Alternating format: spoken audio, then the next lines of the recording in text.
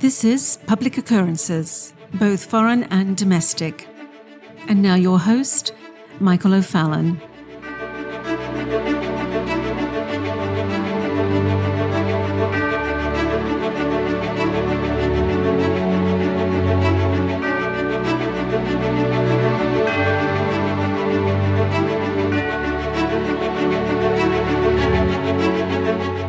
Something very important has happened over the past week or so, both here in the United States and throughout the world. Maybe you've noticed. Maybe you noticed with all the forced vaccine mandates. Mandates intended on not just getting people vaccinated, but as well highlighting those who will not follow directions. You know, those people that will think for themselves. People who will attempt to look at all the available evidence, go through the process of falsification and the application of the scientific method, and arrive at a conclusion that they believe is evidence-based, facts-based, and the best conclusion for them and for their families. And this has been the way that things have always been in the United States of America. But then the mandates came in. And just if you think back, all of this was unthinkable back in June of this year, just back 3 months ago. And of course, what I mean by the unthinkable is meaning a mandate from the president imposed on our population through government pressure. A mandate that the Biden administration said that they wouldn't impose just back in June is now being imposed and agreed upon by corporations and governments across the United States. Remember, just a few months ago, the Biden administration said that they would not impose mandates. And then everything changed that quickly, in a flash. Without so much as a debate with Congress or with time enough for the police, nurses, doctors, pilots, teachers, and folks in offices across the United States to strategically react. So, at the same time, as I predicted back on August 31st, 2021 in my episode, Disrupting America, our supply chains are being broken at the same time. Not by factors that are out of our control, but by purposed and strategic negligence. And of course, everyone is going to blame this on COVID-19. But remember, it wasn't COVID-19 that caused all of our issues that we have today. It was the response of our governments and major corporations that has caused all the issues that we have today. Because COVID-19 had very little to do with it. It was their response to COVID-19. Well, case in point, let me introduce you to a man by the name of Wally Adeyemo. Wally Adeyemo was the Deputy Secretary at the U.S. Treasury, the second in command. Wally Adeyemo is a Nigerian-American government official serving as the United States Deputy Secretary of the Treasury. Wally Adeyemo was the first president of the Obama Foundation and also served during the Obama administration as the Deputy National Security Advisor for International Economics from 2015 to 2016 and Deputy Director of the National Economic Council. President Obama selected Adeyemo to concurrently serve as Deputy National Security Advisor for International Economics and Deputy Director of the National Economic Council in 2015, serving, of course, until 2016. Adeyemo then went on to serve as a senior advisor at BlackRock. Previously, he served as interim chief of staff for the firm's CEO, Lawrence Fink. And as we have already covered on Public Occurrences in the past, BlackRock is by far the greatest financial player in making what is known as the Great Reset happen.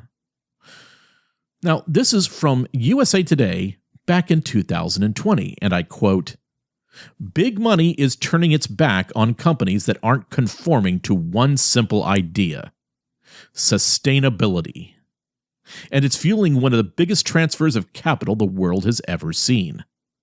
In fact, within a year, 77% of institutional investors will stop buying into companies that aren't, in some way, sustainable. And the king of Wall Street is leading the charge. BlackRock, with over $7 trillion in assets under management, says its clients will double their ESG investments in just 5 years. Money managers on the street are saying climate change is their top concern. By the way, of course, that's because BlackRock is telling them that it needs to be their top concern to switch into the ESG model. I continue. And a leading criteria when determining where they put their money to work. Sustainable assets already account for $17.1 trillion. But there could be as much as $120 trillion up for grabs. And that's exactly why sustainable stocks are outperforming the market. They are the new go-to investment, but could be far better than gold. This sector is a safe haven in that the road to sustainability is long. And it's not just big money's downside protection against ESG-related risks. Many are moneymakers. While big money is busy scrambling for somewhere to park this $120 trillion that's up for grabs, it could be looking for something like FaceDrive, a tech-driven, multi-vertical, next-gen company with an ESG-focused portfolio that just pulled off a major coup with the acquisition of Washington, D.C.-based Steer, a high-end EV subscription service that plans to get even more EVs on the road, and even to upend the way we think about car ownership altogether. And this isn't the only vertical that ties FaceDrive into a multi-billion-dollar industry. It's tied to the $5 trillion global transportation industry, the $9 trillion healthcare industry, the $850 billion airline industry, the $600 billion major league sports industry, and the $26 billion food delivery segment. Ladies and gentlemen, this is all connected. I continue. From the world's first carbon offset ride-sharing platform to an electric vehicle subscription service, FaceDrive is rethinking the entire concept of car ownership. And ESG investors are loving it. And by the way, folks, just on a side note, if you're wondering why you can't buy a car, why you can't get a car that's used for underneath the original selling price that it was 4 years ago, now you know why. I continue. And its People and Planet First motto fits in perfectly with the new Kings of Wall Street. But today's institutional investor is looking for the value that only high-tech sustainability, good governance, and social impact can deliver. In 2020, these are the criteria that could make the difference between making money and losing money. On a side note again, folks, once again understand, ESG, as I will explain, is the way that you make or lose money, whether you're in or out, in the new economy, in the new world. I continue. Investors have had enough financial loss over scandal, and they're banking on anyone who's not paying attention to the climate risking a lot in the end. Now, COVID has hastened that even more, with PricewaterhouseCoopers noting that, quote, public awareness of ESG-related risks has catapulted climate change and sustainability to the top of the global agenda, end quote. And that COVID has brought, quote, the real-life impacts of overlooking ESG factors into the spotlight, end quote. And that's why BlackRock CEO Larry Fink says that awareness is rapidly changing, and I believe we are on the edge of a fundamental reshaping of finance, end quote. That's a multi-trillion-dollar reshaping of finance. And this is exactly where FaceDrive steps up to the plate, and where giants like Uber and Lyft have failed. Uber and Lyft disrupted the 100-year-old taxi dynasty completely, but they ignored the growing sustainability trend. They created more pollution than they displaced, and in terms of governance, they spent most of their time butting heads with local authorities and their own drivers. Now, of course, on a side note, that also was encouraged, the butting heads, by BlackRock. I continue. FaceDrive saw the gaps and created a roadmap for the ride-hailing future. It was the first to offer riders a choice of EVs and hybrids, and the first to plant trees to offset its carbon footprint. It's the first carbon offset offering in this space. But that was only the beginning. When you combine the $5 trillion global transportation industry with an energy industry whose renewable sector is growing dramatically, you get one of the most lucrative marriages of industry yet. FaceDrive Steer, backed by an Exelon subsidiary, is planning the biggest disruption. Again, let me quote that one more time. Going back. FaceDrive Steer, backed by an Exelon subsidiary, is planning the biggest disruption the private automobile industry has seen in decades. In its plan to disrupt the auto industry, Steer offers a seamless, hassle-free technology that gives subscribers access to their own virtual garage of low-emission vehicles and EVs. Now, the biggest names on Wall Street are shifting their capital in big numbers, and these are the ESG verticals they're looking for. Now, let's remember what an ESG is, by the way. It is the new credit system for all individuals and corporations. There is no one who will be left out of the ESG system. It is the new credit system. That's what I just read from the USA Today article above. Well, let's remember ESG. First, E, environmental. Are you or your company doing what you can to follow the UN Agenda 2030 Sustainable Development Goals to create a sustainable circular economy? Now, along with that, that means you are going to help to make sure that we get out of our capitalistic economy. Next in the ESG is S, social. Are you doing what you can as a company or individual to ensure that diversity, equity, and inclusion, Marxist ideologies that are most well expressed in critical race theory and standpoint epistemology, are you doing all you can to infuse race Marxism or identity Marxism into your organization? That's the S in ESG.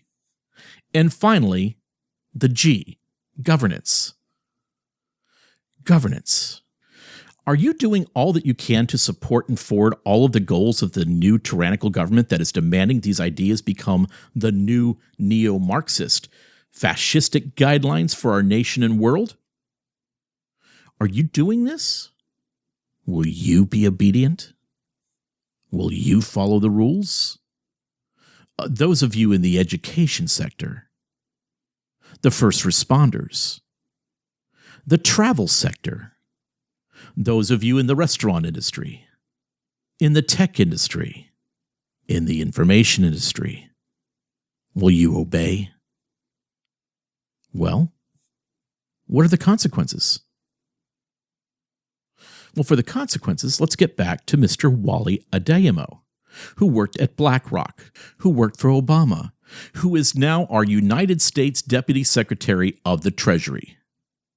What did he say about all of this? Well, the Deputy Secretary at the U.S. Treasury has put Americans on notice that the only way to end the plague of empty shelves around the country is for every resident to be vaccinated. That frank warning came off to many, including to me, as a threat.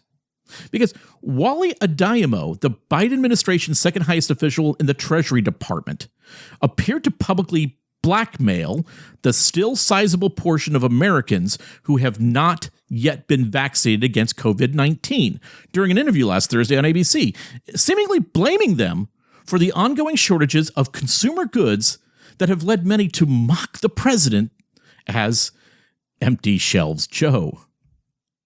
And despite viral photos depicting thousands of cargo ships lined up at the port of Los Angeles ready to unload their goods, and believe me, I was just in Miami this past week, where we could count the amount of cargo ships that were there. Now, they were starting to come in because of Ron DeSantis, but they were lined up there as well. But despite all these photos of thousands of cargo ships lined up at the port of Los Angeles, Adeyemo claimed that the supply chain issues plaguing so many U.S. retailers are an international issue and will only let up when a sufficient percentage of the country has been vaccinated. Adeyemo described the disastrous economic conditions as, quote, an economy that's in transition, end quote.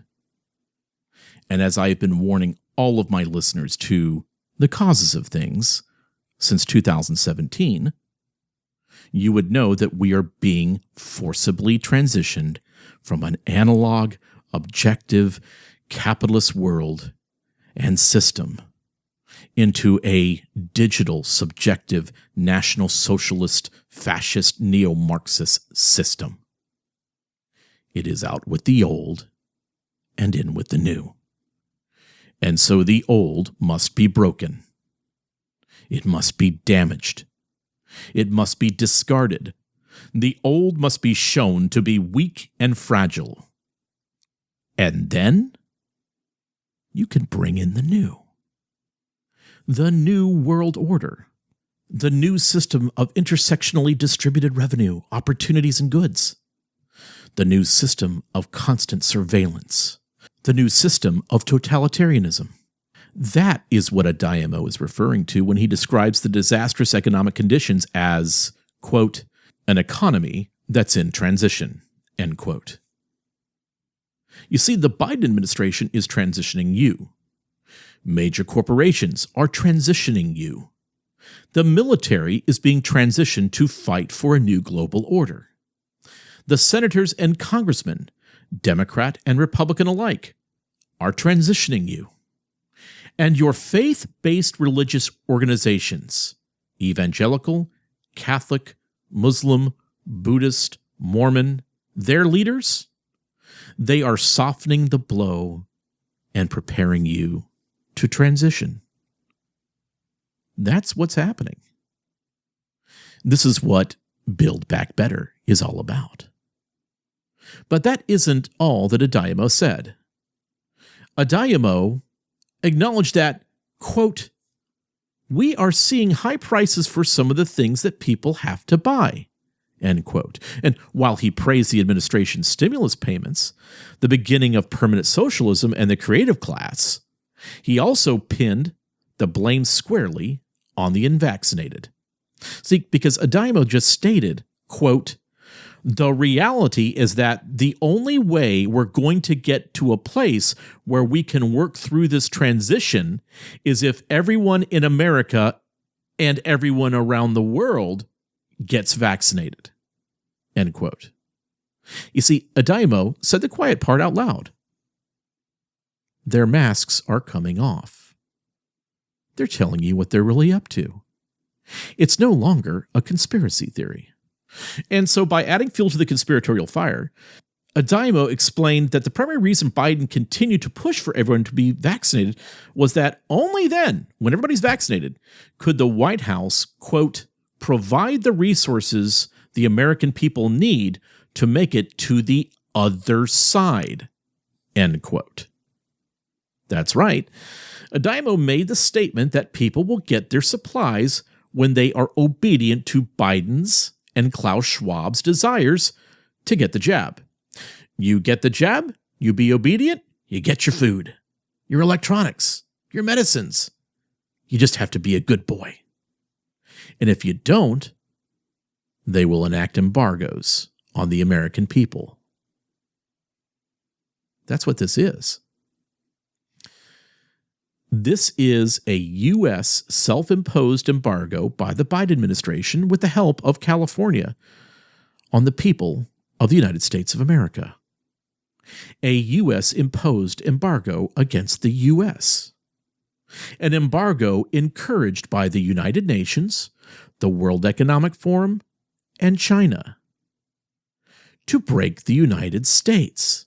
You see, the United States has never really been embargoed before. We're usually doing that to other folks. So you probably don't know what it feels like. But the Biden administration is imposing an embargo on us. It is an embargo to destroy capitalism and to destroy our economic systems. And it is meant to inflict pain and suffering on the people of the United States. That is going to force the need to build in the new intersectional global states of America, because you have to tear down to the ground, destroy completely, disrupt and dismantle before you can build back better. And what better way to destroy and punish a nation than to impose an embargo? That is what the puppet Biden administration and their partners are doing. So what is an embargo? Well, as defined by Investopedia, an embargo is a government order that restricts commerce with a specified country or the exchange of specific goods. An embargo is usually created as a result of unfavorable political or economic circumstances between nations. Let me take a side note here and understand we are living in two nations. The nation of the old system, of the capitalist system, of the system of the United States, of the Constitution of the United States, and the new, the revolution, the Build Back Better nation, the intersectional nation, the socialist nation that is burgeoning, that is trying to take a foothold. So the new nation is putting an embargo on the old nation. Back to Investopedia and our definition. Quote, it is designed to isolate a country and create difficulties for its governing body, forcing it to act on the issue that led to the embargo. And so an embargo is a government order that restricts commerce with a specified country or the exchange of specific goods. They are usually created as a result of unfavorable political or economic circumstances between nations. Embargoes can have serious negative consequences on the affected nation's economy. Decisions on trade embargoes and other economic sanctions are often based on mandates by the United Nations. So, again, the embargo is how you punish other nations that are being naughty, like we've done to Iran in the past. Our embargoes were very effective against Iran. Our embargoes were very effective against Cuba through the 60s, 70s, and 80s. And now, the United States, along with their corporate fascist partners at the World Economic Forum, and the World Economic Forum, of course, has a public-private partnership with the United Nations, well, they are placing an embargo on the old systems, the old nation of the United States. Our leaders across the globe, in lockstep with one another, are following the exact same script.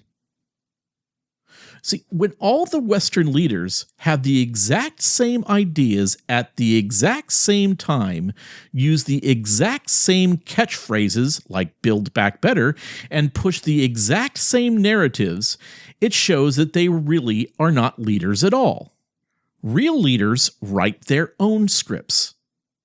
They don't just read the scripts that are handed to them as if they don't have minds of their own, because they don't have minds of their own. They're following a prepared script. And with this embargo, with this U.S. embargo that is being employed against the U.S., they're going to cause mass unemployment with their proposed vaccine mandates. They're going to cause small businesses throughout the United States to go out of business when they can't put goods on their shelves. They're going to create downward equity by limiting supplies at hospitals and clinics. They've placed an embargo on the United States. Quick question. Would this be happening if Donald Trump were in office? If it was Donald Trump's administration dealing with all of these issues? Absolutely not.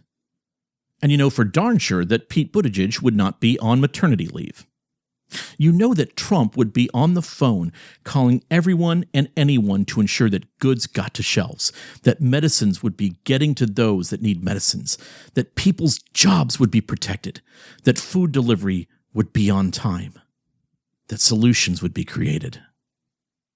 And he would be ensuring that National Socialism, more so international socialism, would not be taking over our nation. But instead, we've had an insurrection.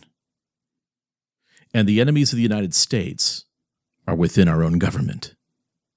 And the enemies of our economy are running our economy. The enemy of your future is running the corporation you work for. And the enemies of the church, the enemies are in the church. So if you haven't taken the time to take a stand in your workplace, in your local government, in your church, now is the time. Now is the time to stand, to be vocal, to be courageous.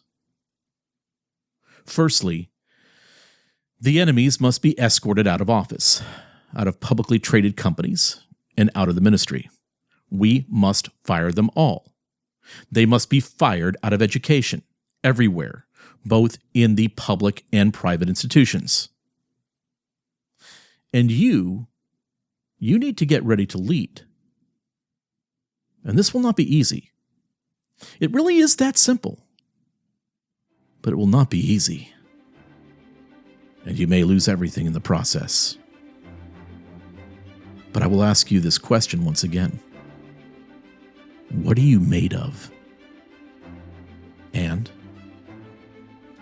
what are you going to do about it? We must win. I'm Michael O'Fallon, and this has been Public Occurrences, both foreign and domestic.